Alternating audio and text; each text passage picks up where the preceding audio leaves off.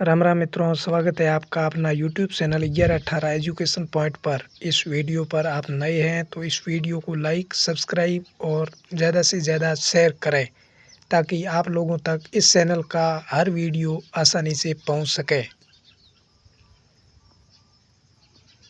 सप्ताह के नाम इंग्लिश में MONDAY मंडे, मंडे एंड सोमवार। TUESDAY ट्यूसडे, ट्यूसडे एंड मंगलवार। WEDNESDAY वेनिसडे, वेनिसडे एंड बुधवार। THURSDAY थर्सडे, थर्सडे एंड गुरुवार।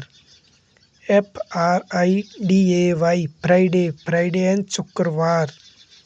SATURDAY सैटरडे, सैटरडे एंड शनिवार। SUNDAY संडे, संडे एंड रविवार।